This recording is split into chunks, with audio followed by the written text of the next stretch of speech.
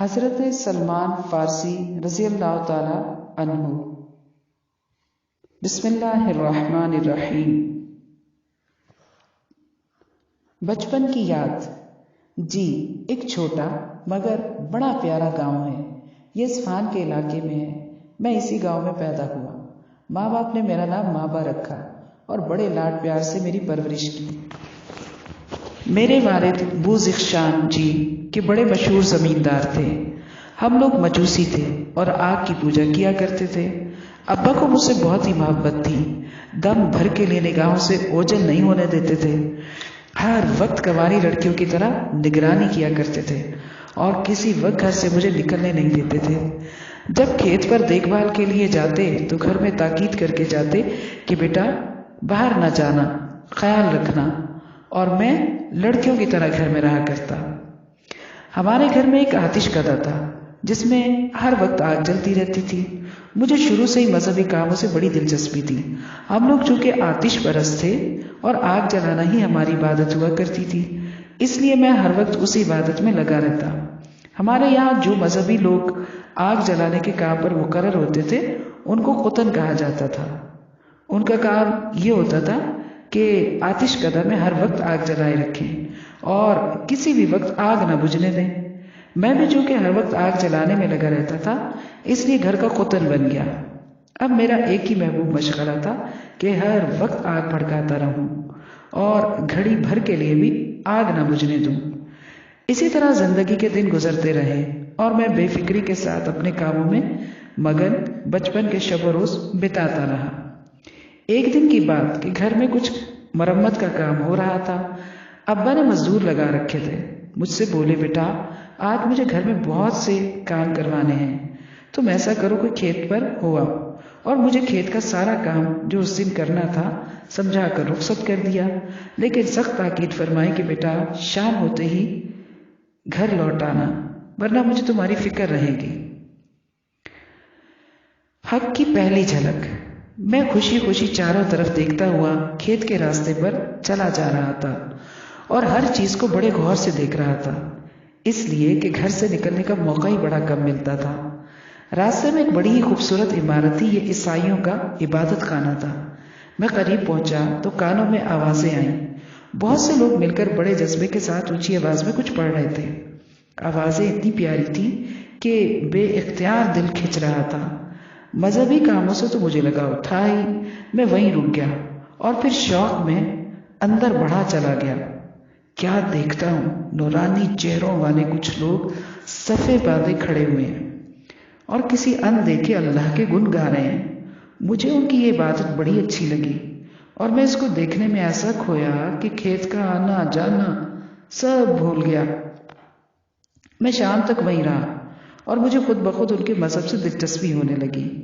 میرے دل نے کہا پیدا کرنے والے کی قسم، ان کا مذہب ہمارے مذہب سے بہت اچھا ہے۔ اب میں نے ان لوگوں سے گفتگو کی اور دل کی بات زبان پر لایا۔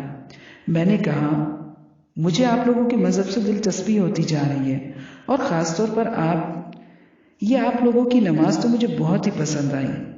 آپ یہ بتائیے کہ اس مذہب کا مرکز کہاں ہے؟ عیسائیوں نے جواب دیا شام میں، اور وہ میری باتوں سے بہت ہی خوش ہوئے۔ میں کچھ دیر ان سے بات چیت کرنے کے بعد گھر لوٹ آیا۔ شام ہو چکی تھی، رات کا اندھیرا چھا چکا تھا۔ ابا جان میری فکر میں بے چین ٹہل رہے تھے اور چاروں طرف میری تلاش میں آدمی بھی بھیج دیے تھے۔ میں گھر میں داخل ہوا تو دیکھتے ہی مجھے چمٹا لیا اور ان کی آنکھوں سے خوشی کے آنسو رواں ہو گئے۔ بار بار میرا ہاتھ اپنے ہاتھ میں پکڑتے اور کہتے بیٹا تم اتنی دیر کہاں رہے؟ میں نے تم سے کہہ بھی دیا تھا کہ شام سے پہلے گھر آ جانا اور تم نے اتنی دیر کر دی۔ تم نے سوچا بھی نہیں کہ باپ کو کتنی تکلیف ہوگی تمہاری فکر میں، اور تمہیں پتہ ہے کہ تمہاری فکر میں گھر کا کام بھی نہیں ہو سکا اور ہمیں پریشانی الگ ہوئی۔ میں نے دیکھا کہ باپ کی آنکھوں میں پیار بھرے آنسو تھے۔ باپ دادا کے مذہب سے بیزاری۔ تو بچوں میں آج کسی اور ہی دھن میں تھا۔ بن دیکھے اللہ کی عبادت کی آوازیں میرے کانوں میں گونج رہی تھیں۔ میں نے حق کے جوش میں ابا کو دن بھر کی رود آج سنانا شروع کر دی۔ ابا کھیت کے راستے میں جو ایک خوبصورت سی عمارت ہے نا، میں اس کے پاس سے گزرا تو کچھ پڑھنے کی آوازیں سنائی دی۔ میں رک گیا، اس میں بڑی کشش تھی ابا، اور میں شوق میں اندر چلا گیا۔ عیسائی لوگ کھڑے ہوئے نماز پڑھ رہے تھے اور اس جذبے کے ساتھ اپنے اللہ کی عبادت میں مشغول تھے کہ میرا دل بھی بے اختیار کھنچنے لگا، اور میں شوق میں ایسا کھویا کہ کھیت کا سارا کام ہی بھول گیا، اور سورج ڈوبنے تک میں وہیں ان کی عبادت دیکھتا رہا۔ ابا، یہ نورانی چہروں والے لوگ مجھے کچھ اس انداز سے اپنے ان دیکھے اللہ کے گن گا رہے تھے کہ میری روح جھوم اٹھی، اور میرے دل نے گواہی دی کہ ان کا دین سچا ہے اور عبادت کا یہ طریقہ بہترین طریقہ ہے۔ ابا نے کہا، نہیں بیٹا، مذہب تو بس وہی سچا ہے جو ہمارے باپ دادا کا مذہب ہے۔ ان کے مذہب میں کیا رکھا ہے؟ تم اپنے باپ دادا کے طریقے پر ہی اللہ کی پوجا کیا کرو۔ ہمارا مذہب ان عیسائیوں کے مذہب سے کہیں زیادہ اچھا ہے۔ میں نے بڑی سادگی اور جوش میں جواب دیا، نہیں ابا، ان عیسائیوں کا مذہب تو بہت ہی اچھا ہے۔ ایک اللہ کی عبادت ابا، صرف اللہ کی عبادت، اور عبادت کا یہی طریقہ صحیح ہے، اور یہ ہرگز طریقہ صحیح نہیں ہے کہ ہم اس کی عبادت میں کسی اور چیز کو شریک کریں۔ میں تو اب ہرگز آگ کی پوجا نہیں کروں گا، بس ایک ہی بن دے کے اللہ کے گن گاؤں گا اور اسی کی خوشی کے کام کروں گا۔ اللہ کی قسم ابا، عیسائیوں کا دین ہمارے دین سے بہت بہتر ہے۔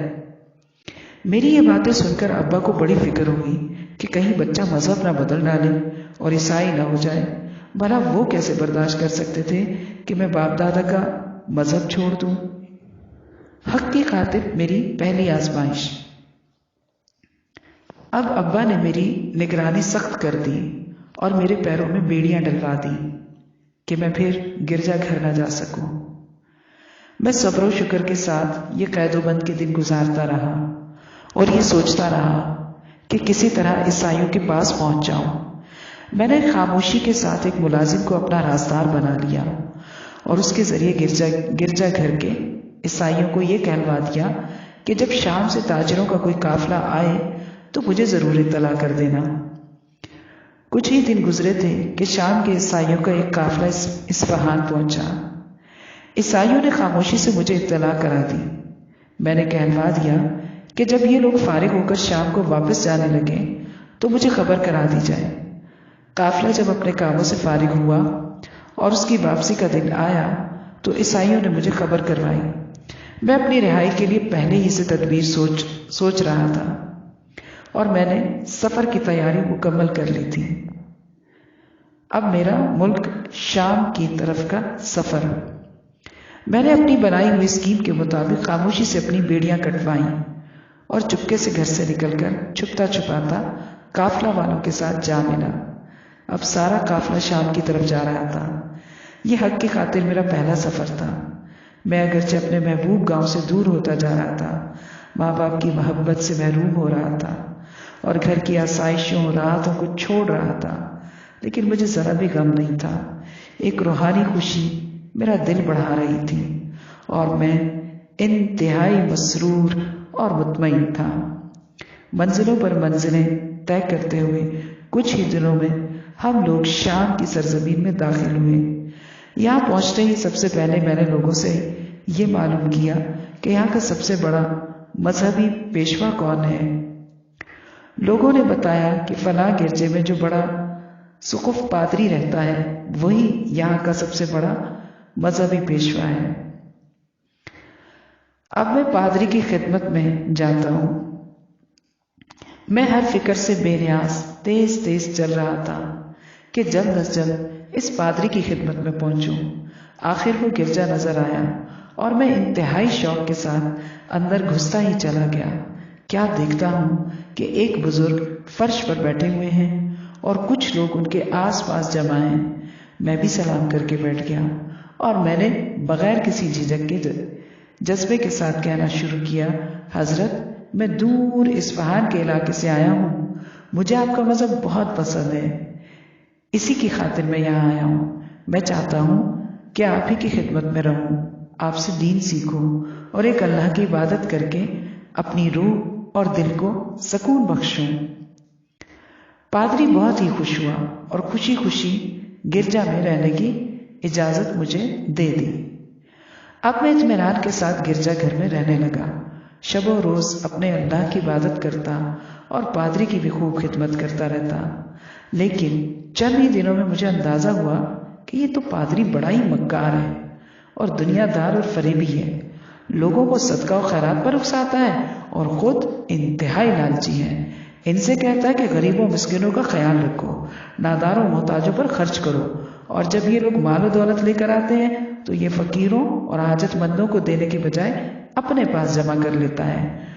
اس طرح دولت جمع کرتے کرتے اس نے 7 بڑے مٹکے سونے اور چاندی سے بھر لیے ہیں۔ اس مکار کی یہ حرکتیں دیکھ کر میرا بڑا دل کڑتا، میرا دل اس سے نفرت کرنے لگا، مگر میں نے اس کی وجہ سے اللہ کی عبادت میں کوئی کمی نہیں کی۔ میں کیوں کرتا عبادت میں کمی؟ میں نے تو اپنے پیارے اللہ کی عبادت کے لیے عیسائی مذہب قبول کیا تھا، پادری کی خاطر تو قبول نہیں کیا تھا۔ یہ اگر بدعمل ہے اور دین کے نام پر دنیا کما رہا ہے تو اپنے کیے کی سزا پائے گا۔ مجھے تو اپنے اللہ کو خوش کرنا ہے اور اسی کی مرضی پر چلتے ہوئے اس کے پاس جانا ہے۔ مکار پادری کا انجام۔ دن اسی طرح گزرتے رہے اور میرے دل میں اس مکار کی طرف سے نفرت بڑھتی رہی۔ آخر اس کی زندگی کے دن پورے ہوئے اور یہ مر گیا۔ شہر میں اس کی موت کی خبر پھیلتے ہی کوہرام مچ گیا۔ دور دور سے عیسائی اس کا سوگ منانے اور تجہیز و تکفین کرنے کے لیے گرجا گھر میں جمع ہونا شروع ہو گئے۔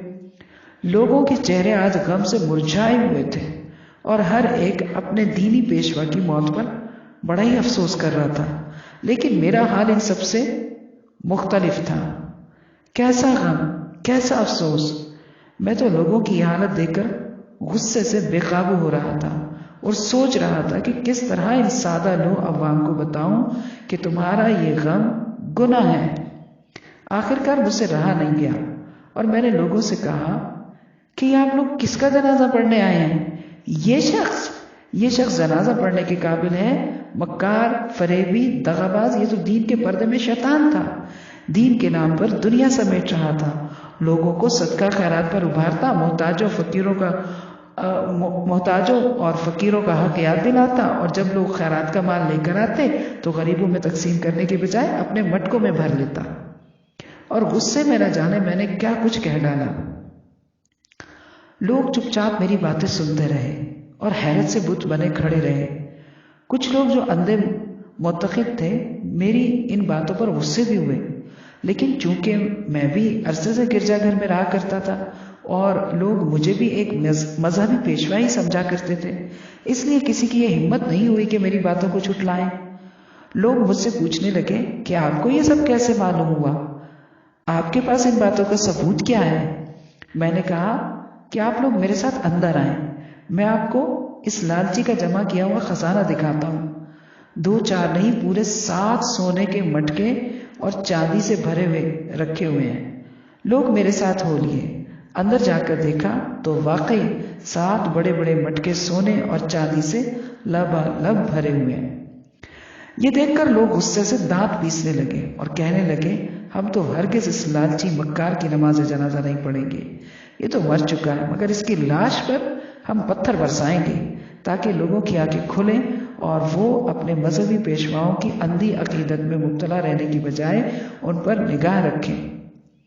اگر ایسے لوگ گرجاؤں میں پلنے لگے ہیں تو قوم دین کو پیشہ سمجھ کر اس سے بیزار ہو جائے گی، اور پھر ان لوگوں نے ایک پبلک مقام پر اس کی لاش لٹکا کر بری طرح اس پر پتھر برسائے۔ نئے پیشوا کا تقرر۔ اب گرجا گھر میں ایک نئے پادری کا تقرر ہوا۔ وہ بڑے عزت و اکرام کے ساتھ یہ تقریب منائی گئی۔ یہ نئے پادری بڑے ہی نیک اور خدا ترس تھے، شب و روز اللہ کی عبادت میں لگے رہتے اور ہر کام نہایت پابندی کے ساتھ کرتے۔ میں نے آج تک ایسا نیک سیرت انسان دیکھا ہی نہیں تھا۔ میں ان کی زندگی سے بڑا متاثر ہوا اور میرے دل میں ان کی محبت بڑھتی چلی گئی۔ اب میں دن رات ان کے ساتھ رہتا، دل و جان سے ان کی خدمت کرتا اور ان سے دین سیکھتا۔ افسوس کہ ان کی رفاقت مجھے تھوڑے ہی دن میسر رہی اور ان کا وقت بھی پورا ہو گیا۔ جب مجھے احساس ہوا کہ یہ چند گھنٹوں کے مہمان ہیں تو میں انتہائی عاجزی کے ساتھ ان کے پاس بیٹھا اور کہا، حضرت آپ کی صحبت میں یہ دن بڑے ہی اچھے گزرے تھے، مگر بہرحال زندگی فانی ہے، باری باری سبھی کو جانا ہے۔ آپ جانتے ہی ہیں کہ مجھے آپ سے کتنی محبت ہے، اور صرف اسی لیے کہ آپ نے مجھے دین سکھایا۔ اب یہ فرمائیے کہ آپ کے بعد میں کس کے پاس جاؤں اور کہاں رہ کر اللہ کے دین کا علم حاصل کروں؟ بوڑھے پادری کی وصیت۔ بوڑھے پادری نے آہ بھری اور درد بھرے لہجے میں بولے، بیٹا میں حیران ہوں کہ تمہیں کیا وصیت کروں اور کس کی خدمت میں حاضری کا مشورہ دوں۔ جب میں لوگوں کے حالات دیکھتا ہوں تو کوئی ایک آدمی بھی ایسا نظر نہیں آتا جو ٹھیک ٹھیک اس دین کا پیرو ہو جس کو ہم مانتے ہیں۔ نیک لوگ تو دنیا سے اٹھ چکے اور لوگوں نے دین کو اپنی خواہشات کے مطابق بدل ڈالا اور اس سچے دین سے بہت دور جا پڑے جو حضرت عیسیٰ علیہ السلام لے کر آئے تھے۔ ہاں، شہر موصل میں ضرور اللہ کا ایک بندہ ہے جو ٹھیک ٹھیک اس دین پر قائم ہے جس پر تم اور ہم۔ میرا خیال ہے تم میرے بعد انہی بزرگ کی خدمت میں جانا اور ان کے پاس رہ کر اللہ کی عبادت میں لگے رہنا۔ میرا موصل کا سفر۔ پھر جب میرے یہ موصل انتقال فرما گئے اور میں ان کے کفن و دفن اور ضروری رسوم سے فارغ ہوا تو میں ان کی ہدایت کے مطابق موصل جانے کی تیاری کرنے لگا اور چند ہی دن میں موصل کی سرزمین میں داخل ہوا۔ یہاں پہنچ کر میں نے ان بزرگ کا پتہ معلوم کیا جن کے پاس جانے کی ہدایت مجھے شام کے پادری نے کی تھی۔ تھوڑی دیر کی تلاش اور جستجو کے بعد میں ان کی خدمت میں پہنچ گیا اور میں نے ان کو نہایت ادب کے ساتھ اپنی پوری کہانی سنا ڈالی۔ اور جب میں نے ان سے کہا کہ شام کے فلاں پادری نے مجھے وصیت کی تھی کہ ان کے بعد میں آپ کی خدمت میں پہنچوں تو میں نے دیکھا کہ ان کی آنکھوں میں آنسو بھر آئے۔ موصل کے یہ بزرگ بڑی شفقت سے میری پرورش فرمانے لگے۔ میں اطمینان کے ساتھ ان کی صحبت سے پورا فائدہ اٹھانے لگا اور یکسوئی کے ساتھ اللہ کی عبادت کرنے لگا۔ یہ بھی شام کے پادری کی طرح نیک آدمی تھے۔ مجھے ان کی خدمت میں رہ کر بڑا سکون ملتا، مگر اللہ کا کرنا کہ جلد ہی ان کی مہلت بھی ختم ہو گئی۔ جب ان کی حالت زیادہ خراب ہوئی اور مجھے محسوس ہوا کہ اب یہ ان کا آخری وقت ہے تو میں بھیگی ہوئی آنکھوں کے ساتھ ان کے پاس جا بیٹھا اور کہا، حضرت آپ کو تو معلوم ہی ہے کہ میں نے اپنے ماں باپ صرف اسی لیے چھوڑے ہیں کہ آپ جیسے بزرگوں سے فیض اٹھاؤں اور بزرگوں کی خدمت میں رہ کر اپنے اللہ کی عبادت کروں۔ شام کے پادری نے تو مجھے آپ کی خدمت میں بھیج دیا تھا۔ اب آپ وصیت فرمائیں کہ میں اب کس کے پاس جاؤں؟ موصل کے پادری نے ایک آہ بھری اور خاموش ہو گئے، پھر سر اٹھایا اور بولے، صاحبزادے میں حیران ہوں کہ تم کو کہاں جانے کا مشورہ دوں۔ دنیا میں ہر طرف مکر و فریب پھیل گیا ہے۔ میں دنیا والوں پر نظر ڈالتا ہوں تو کوئی ایک آدمی بھی ایسا نظر نہیں آتا جو ٹھیک ٹھیک سے خلوص کے ساتھ اس دین کا پیروکار ہو جو حضرت عیسیٰ علیہ السلام کا دین تھا۔ البتہ نصیبین کا نام تم نے سنا ہوگا۔ نصیبین میں ایک بزرگ ضرور ہیں جو واقعی اللہ کے برگزیدہ بندے اور دیندار آدمی ہیں۔ تم اگر بخیر رہے تو میرے بعد ان کی خدمت میں پہنچنا اور وہیں رہ کر اللہ کی عبادت کرتے رہنا۔ نصیبین کا سفر۔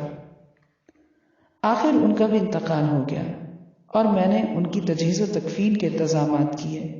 ان مراسم سے فارغ ہونے کے بعد میں نے نصیبین کی راہ لی اور چند ہی دن بعد میں نصیبین کی سرزمین میں داخل ہو گیا۔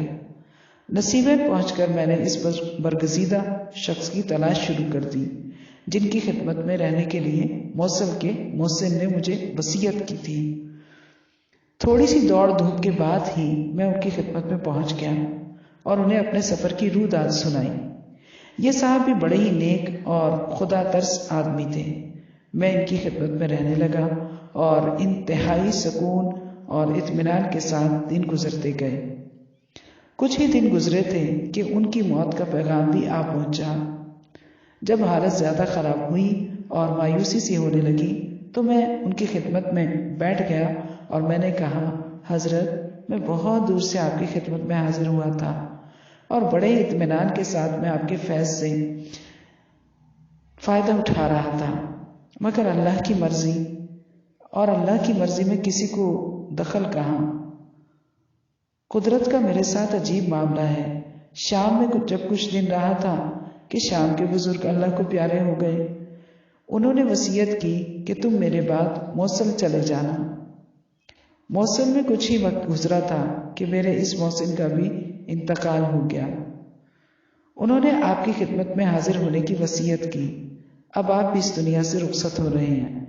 حضرت فرمائیے، اب میں کہاں جاؤں اور کس کی خدمت میں رہ کر دین سیکھوں؟ میری آواز گھٹنے لگی اور آنکھوں سے بے اختیار آنسو گرنے لگے۔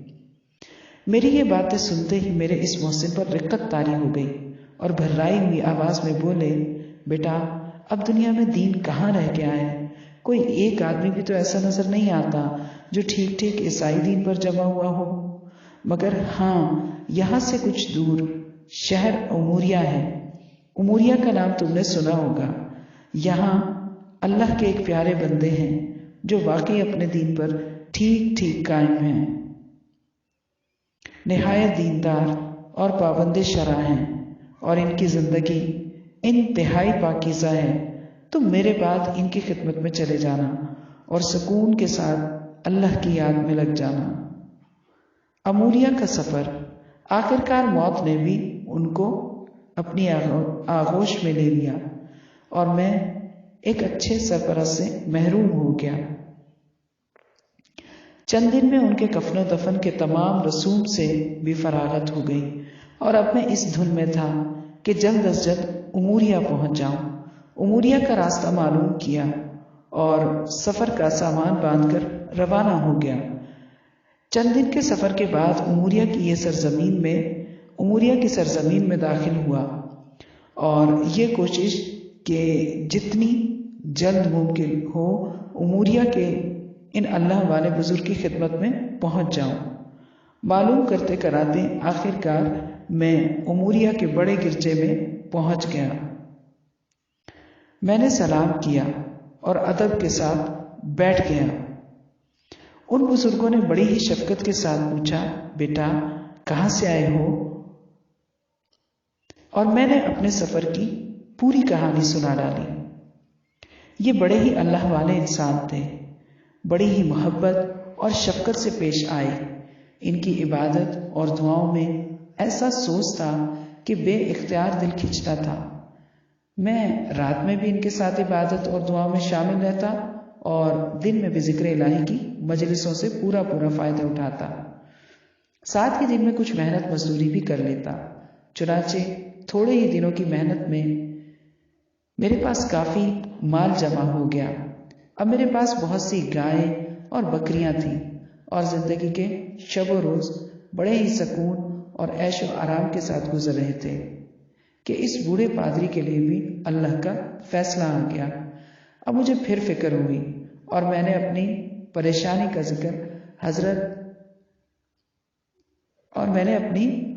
کا ذکر ان حضرت سے کیا۔ حضرت، آپ کو تو سب معلوم ہی ہے۔ میں نے کہا، کہاں میں نے ٹھوکریں نہیں کھائی ہیں اور کیا پریشانیاں اٹھاتے ہوئے میں آپ کی خدمت میں پہنچا ہوں۔ اب آپ بھی مجھے چھوڑ کر رخصت ہو رہے ہیں، فرمائیے کہ میں اب کہاں جاؤں؟ میری آواز میں بڑی حسرت اور مایوسی تھی۔ بوڑھے پادری بڑے غور سے میری باتیں سنتے رہے، پھر نہایت محبت اور درد کے ساتھ اونچی آواز میں بولے، میرے عزیز، اللہ کی قسم، اب دنیا میں کوئی ایک آدمی بھی ایسا نہیں ہے جو حضرت عیسیٰ علیہ السلام کے دین کا سچا پیرو ہو۔ تم ہی بتاؤ، میں تمہیں کس کے پاس جانے کا مشورہ دوں؟ ہر چار طرف اندھیرا ہی اندھیرا ہے۔ لوگ سچے دین کو چھوڑ چکے ہیں اور اپنی خواہشات کی پوجا میں لگ چکے ہیں۔ ہاں، تمہیں خوشخبری سنائی دیتا ہوں، ہم تو ہوں گے نہیں، اگر اللہ نے چاہا تو تم یہ سعادت کا دور پاؤ گے۔ اللہ کے آخری رسول کی بعثت کا زمانہ بالکل قریب آ گیا ہے۔ آپ عرب کی سرزمین میں پیدا ہوں گے اور حضرت ابراہیم علیہ السلام کی دین کی پیروی کریں گے۔ کچھ دنوں اپنے شہر میں قیام کر کے لوگوں کو اللہ کے دین کی تعلیم دیں گے اور اللہ کے بندوں کو کفر و شرک کی ناپاکیوں سے نکالنے کی کوشش کریں گے، لیکن شہر کے بدنصیب ان کو طرح طرح سے ستائیں گے اور آخرکار وہاں سے نکلنے پر مجبور کر دیں گے۔ پھر آپ ایک ایسے شہر کی طرف ہجرت فرمائیں گے جو دو سیاہ پہاڑیوں کے درمیان واقع ہے، اور ان دونوں پہاڑیوں کے درمیان کھجور کے باغات ہیں۔ ان کی کچھ کھلی کھلی نشانیاں میں تمہیں بتا دیتا ہوں۔ اللہ تمہیں ان کے دیدار سے مشرف کرے۔ اور بڑے میاں لمحہ بھر کے لیے خاموش ہو گئے، ان کی آنکھوں سے آنسو ٹپ ٹپ گر رہے تھے۔ پھر ذرا جوش کے ساتھ فرمایا، میرے عزیز، نبی عربی صلی اللہ علیہ وسلم کی 3 نشانیاں ضرور یاد رکھنا۔ یہ صدقے کا مال نہیں کھائیں گے۔ نمبر 2، ہدیے کا مال خوشی خوشی قبول کر لیں گے۔ نمبر 3، ان کے دونوں مونڈھوں کے درمیان مہر نبوت ہوگی۔ عزیز من، اگر تمہاری قسمت ساتھ دے تو تم ضرور ان کی خدمت میں پہنچنا۔ بوڑھے محسن کی آنکھوں میں شوق کی ایک دلکش چمک تھی۔ میں محبت اور عقیدت سے ان کے چہرے پر نگاہیں جمائے بیٹھا تھا کہ ان کی روح پرواز کر گئی۔ میری آنکھوں سے گرم گرم آنسو ٹپا ٹپ گرنے لگے اور ان کے آخری الفاظ برابر میرے کانوں میں گونجتے رہے۔ عزیز من، اگر تمہاری قسمت ساتھ دے تو تم ضرور ان کی خدمت میں پہنچنا۔ یہ بشارت پا کر نہ پوچھو میری خوشی کا کیا حال تھا۔ میں نے نبی عربی صلی اللہ علیہ وسلم کی یہ نشانیاں خوب ہی دل میں بٹھا لی اور یہ انتظار کرنے لگا کہ عرب کی طرف جانے والا کوئی قافلہ ملے تو میں عرب کا رخ کروں۔ عرب کا پرشوق سفر۔ کچھ ہی دنوں کے بعد معلوم ہوا کہ ایک قافلہ عرب جا رہا ہے۔ میں بھی قافلے والوں کے پاس پہنچا اور ساتھ چلنے کا ارادہ ظاہر کیا اور یہ بھی کہا کہ اگر آپ لوگ مجھے اپنے ساتھ لے جانے کے لیے تیار ہو جائیں تو میں اپنی ساری گائیں اور بکریاں آپ لوگوں کے حوالے کر دوں گا۔ قافلے والے راضی ہو گئے اور میں نے اپنی سارے گائیں بکریاں سب ان کے حوالے کر دیں۔ قافلہ روانہ ہوا۔ منزلوں پر منزلیں طے کرتے ہوئے ہم لوگ چلے جا رہے تھے۔ میں خوش تھا اور اپنی ساری پونجی ان کے حوالے کرنے کے بعد بھی عرب کے تصور میں ایسا مگن تھا جیسے کہ سارے جہان کی حکومت مجھے مل گئی ہو۔ مگر جب ہم لوگ وادی قرا میں پہنچے تو ان لوگوں نے میرے ساتھ دھوکہ کیا اور مجھے غلام بنا کر ایک یہودی کے ہاتھوں بیچ ڈالا۔ اب میں انتہائی بے کسی کی زندگی گزار رہا تھا۔ اس یہودی کے کچھ باغات تھے، میں دن بھر ان کی دیکھ بھال کرتا اور رات کو اپنے اللہ کے حضور کھڑے ہو کر دعائیں مانگتا کہ اے پروردگار، مجھے اپنے آخری نبی کی خدمت میں پہنچا دے۔ پروردگار، مجھے اس مصیبت سے نجات دے دے۔ زندگی کے دن بھلے برے بیت ہی رہے تھے، مگر جب کبھی میں یہ سوچتا کہ اس ملک میں انسانیت کے آخری ہادی پیدا ہونے والے ہیں جو سارے انسانوں کو ایک اللہ کی بندگی کی طرف بلائیں گے اور انسان کو انسان کی غلامی سے نجات دلائیں گے، تو خوشی کی ایک لہر میرے بدن میں دوڑ جاتی اور میں ساری مصیبتیں بھول جاتا۔ اسی طرح دن کٹتے رہے۔ ایک دن کیا ہوا کہ اس یہودی کا چچا زاد بھائی مدینے سے آیا اور میرے بارے میں اس سے گفتگو کرنے لگا۔ پھر مجھے معلوم ہوا کہ اس نے مجھے خرید لیا ہے اور اب مجھے مدینے جانا ہے۔ مدینے کو روانگی، اور میں اس نئے آقا کے ساتھ مدینے روانہ ہوا۔ جلدی ہم لوگ مدینہ پہنچ گئے۔ یہ شہر مجھے بہت پسند آیا اور یہاں کی ایک ایک چیز سے پیار ہونے لگا۔ میرے ذہن میں ایک ایک کر کے وہ ساری علامتیں تازہ ہو گئیں جو اموریہ کے خدا رسیدہ پادری نے بتائی تھیں۔ 2 سیاہ پہاڑیاں، کھجور کے باغات، اور میں یہ سب سوچ کر خوشی سے جھوم اٹھتا۔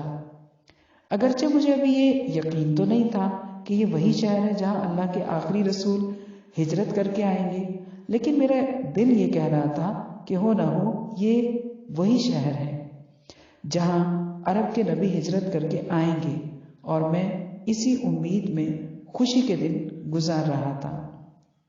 یہ وہ دن تھے کہ عرب کے نبی مکے میں اپنی نبوت کا اعلان کر چکے تھے اور اللہ کے بندے ایمان کی دولت اور آپ کے دیدار سے مشرف ہو رہے تھے۔ مگر مجھے کیسے معلوم ہوتا؟ مجھے تو دن رات غلامی کے دھندوں سے ہی فرصت نہیں تھی۔ نبی عربی صلی اللہ علیہ وسلم کی مدینے میں آمد۔ ایک دن ایک عجیب و غریب واقعہ پیش آیا۔ میں باغ میں کھجور کے اوپر چڑھا ہوا کچھ کام کر رہا تھا اور میرا یہودی آقا اسی پیڑ کے نیچے بیٹھا ہوا تھا۔ کیا دیکھتا ہوں کہ اس کے چچا زاد بھائی بڑی تیزی سے آ رہے ہیں۔ آتے ہی انہوں نے کہنا شروع کیا، بھائی آپ نے کچھ سنا؟ کیا بھائی، میں نے تو کچھ نہیں سنا۔ ارے آپ نے ان بنی قینہ والوں کے بارے میں کچھ نہیں سنا؟ اللہ ان کو سمجھے، قبا میں مکے کا ایک مسافر آ کر ٹھہرا ہے، کچھ آدمی بھی اس کے ساتھ ہیں۔ کیا خبر کون ہے؟ کہتا یہ ہے کہ میں اللہ کا رسول ہوں، میرے پاس آسمان سے وحی آتی ہے اور نہ جانے کیا کچھ کہتا ہے۔ اور یہ بنی قینہ والے نادان بڑی عقیدت سے اس کو گھیرے ہوئے ہیں۔ یہ سنتے ہی میرے بدن میں سنسنی پھیل گئی اور میرا پورا بدن کانپنے لگا اور ایسا محسوس ہوا کہ گویا مجھے لرزہ آ گیا ہے۔ اپنی حالت دیکھ کر میں تو یہ سمجھا کہ بس اب میں اپنے یہودی آقا کے سر پر ہی دھڑام سے جا گروں گا۔ اسی گھبراہٹ میں جلدی جلدی کھجور سے اترنے لگا۔ میرا سانس پھول گیا تھا، ہاتھ پیر کانپ رہے تھے۔ میں اس آدمی کے قریب آیا اور پوچھا، حضور آپ کیا خوشخبری سنا رہے تھے؟ بتائیے۔ میری یہ جرأت دیکھ کر میرے یہودی آقا کو غصہ آ گیا اور غصے میں پوری قوت کے ساتھ ایک گھونسا مارا اور ڈانٹتے ہوئے بولا، چل اپنا کام کر، تجھے ان باتوں سے کیا مطلب؟ مگر مجھے آج یہ کہاں یاد رہا تھا کہ میں غلام ہوں۔ میں آقا کے قریب ہوا اور نہایت سنجیدگی اور سادگی سے کہا، میں نے سوچا ذرا میں بھی اچھی طرح سے سمجھ لوں کہ یہ صاحب کس کی آمد کی بشارت لائے ہیں۔ بات ختم ہو گئی اور میں اپنے کام میں لگ گیا۔ اب میں گھڑیاں گن رہا تھا کہ کب شام ہوگی اور باغ کے کام سے فرصت ملتی ہے۔ نبی عربی صلی اللہ علیہ وسلم کی خدمت میں حاضری۔ شام ہو گئی۔ شام ہوتے ہی میں نے اپنا کام چھوڑا اور کچھ کھانے پینے کی چیزیں لے کر تیز تیز قدم اٹھاتا ہوا قبا کی طرف چلا۔ آپ قبا میں تشریف رکھتے تھے۔ میں بھی جا کر بیٹھ گیا اور وہ چیزیں آپ کی خدمت میں پیش کرتے ہوئے میں نے عرض کی، حضرت مجھے معلوم ہوا ہے کہ آپ مکے سے تشریف لائے ہیں اور آپ کے ساتھ اور بہت سے مسافر ہیں۔ میرے پاس یہ کچھ صدقے کی چیزیں تھیں۔ میں نے سوچا آپ لوگوں سے زیادہ کون ان کا مستحق ہو سکتا ہے؟ لیجئے قبول فرمائیے۔ نبوت کی پہلی نشانی۔ آپ نے میرے ہاتھ سے وہ تمام چیزیں لے کر اپنے ساتھیوں کی طرف بڑھا دی اور ان سے فرمایا، کھاؤ، لیکن خود آپ نے کچھ نہ چکھا۔ میں دل ہی دل میں بہت خوش ہوا کہ اللہ کا شکر ہے، پہلی نشانی تو مل گئی۔ کچھ دیر میں بیٹھا رہا، کبھی آپ کے چہرے کو دیکھتا، کبھی آپ کی باتیں سنتا اور دل کی عجیب و غریب کیفیت تھی۔ بہرحال کچھ دیر بیٹھ کر چلا آیا اور یہاں آ کر پھر اپنے کاموں میں لگ گیا۔ نبوت کی دوسری نشانی۔ اب مجھ پہ ایک ہی دھن تھی کہ کسی طرح جلد سے جلد پھر آپ کی خدمت میں پہنچوں اور اسی شوق میں کھانے پینے کی کچھ چیزیں جمع کرنے لگا۔ جب کچھ چیزیں جمع ہو گئی تو وہ میں لے کر روانہ ہوا۔ اب آپ قبا سے مدینہ منتقل ہو چکے تھے۔ میں خدمت میں حاضر ہوا اور وہ کھانے کی چیزیں آپ کی طرف بڑھاتے ہوئے میں نے عرض کیا، حضور صلی اللہ علیہ وسلم، میں نے دیکھا کہ آپ صدقے کا مال نہیں کھاتے، تو یہ تھوڑی سی چیزیں ہدیے کے طور پر میں لایا تھا، کیا آپ قبول فرما لیں؟ آپ نے بڑی خوشی سے سب چیزیں قبول فرما لی صلی اللہ علیہ وسلم، خود بھی کھائیں اور ساتھیوں کو بھی کھلائیں۔ یہ دیکھ کر مجھے بے انتہا خوشی ہوئی کہ اللہ کا شکر ہے، دوسری نشانی بھی مجھے مل گئی۔ تیسری بار میں آپ کی خدمت میں اس وقت پہنچا جب آپ بقیع الغرقد میں کسی ساتھی کے جنازے میں شریک تھے۔ آپ امامہ باندھے ہوئے اپنے ساتھیوں کے درمیان بیٹھے تھے۔ میں نے آگے بڑھ کر سلام کیا اور بیٹھنے کے بجائے آپ کے ادھر ادھر گھومتا رہا کہ کسی طرح آپ کی پیٹھ پر نظر پڑ جائے اور مہر نبوت دیکھ کر آنکھیں ٹھنڈی کروں اور دل کی مراد پاؤں۔ نبوت کی تیسری نشانی، نبی عربی صلی اللہ علیہ وسلم سمجھ گئے کہ میں کس غرض سے یہ چکر لگا رہا ہوں۔ آپ نے دھیرے سے اپنی چادر شانوں سے نیچے سرکا دی۔ میں تو منتظر تھا ہی، مہر نبوت پر میری نظر پڑی اور میں بے اختیار اس پر جھک گیا۔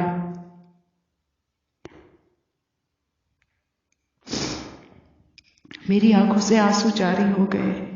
میں شوق محبت میں مہر نبوت کو چومتا رہا اور آنکھوں سے آنسو بہتے رہے۔ حضور صلی اللہ علیہ وسلم اس منظر کو کچھ دیر دیکھتے رہے، پھر بڑی محبت سے فرمایا، آؤ آؤ ادھر آؤ، اور میں سامنے آ کر دو زانوں بیٹھ گیا اور میں نے حضور صلی اللہ علیہ وآلہ وسلم کو اپنے دلچسپ سفر کی یہ پوری داستان سنائی اور اللہ کا شکر ادا کیا کہ اس نے ایمان اور اسلام کی دولت سے مجھے مالا مال کر دیا ہے۔ اب مجھے ایک ہی فکر تھی کہ کسی طرح اس یہودی کی غلامی سے آزاد ہو جاؤں اور آزادی کے ساتھ اپنے پروردگار کی غلامی کروں۔ نبی صلی اللہ علیہ وآلہ وسلم نے مشورہ دیا کہ تم اس یہودی سے معاملہ طے کر لو۔ میں نے یہودی سے کہا اور وہ تیار ہو گیا۔ طے ہوا کہ میں اس یہودی کو 40 اوقیہ سونا دوں اور 300 پودے کھجور کے لگا دوں، اور جب ان کھجوروں میں پھل آ جائیں تو میں آزاد ہو جاؤں گا۔ میرے اسلامی بھائیوں نے جب سنا تو رقم کا بھی انتظام کر دیا اور پودوں کا بھی، اور عربی رسول صلی اللہ علیہ وسلم نے اپنے مبارک ہاتھوں سے یہ پودے لگا دیے۔ اللہ کا کرنا کہ اسی سال ان میں پھل آ گئے، اور پیارے رسول صلی اللہ علیہ وسلم نے اس یہودی کو وہ رقم دے کر مجھے آزاد کرا دیا۔ اب میں ہر وقت نبی عربی صلی اللہ علیہ وسلم کی صحبت میں رہتا اور آپ صلی اللہ علیہ وسلم کے دیدار سے اپنی آنکھیں روشن رکھتا۔ ایک مرتبہ انصار اور مہاجرین میں بڑی پیاری جنگ ہوئی۔ مہاجرین کہنے لگے کہ سلمان مہاجر ہیں اور ہمارے آدمی ہیں۔ انصار کہتے کہ یہ پہلے سے مدینے میں رہتے تھے اور ہمارے آدمی ہیں۔ پیارے رسول صلی اللہ علیہ وسلم نے فرمایا، سلیمان تو ہمارے گھرانے کے آدمی ہیں، اور میں سمجھتا ہوں کہ میں دین اسلام کا بیٹا سلیمان ابن اسلام ہوں۔ تو دیکھا بچوں، اسلام کتنی مشکل سے حاصل کیا حضرت سلیمان علیہ السلام نے، اور کتنی قربانیاں دی۔ اللہ پاک ہم سب کو نبی اکرم صلی اللہ علیہ وسلم کے دین پر چلنے کی توفیق عطا فرمائے، ہم سب کو نیک بنائے، آمین ثم آمین۔ والسلام علیکم ورحمۃ اللہ وبرکاتہ۔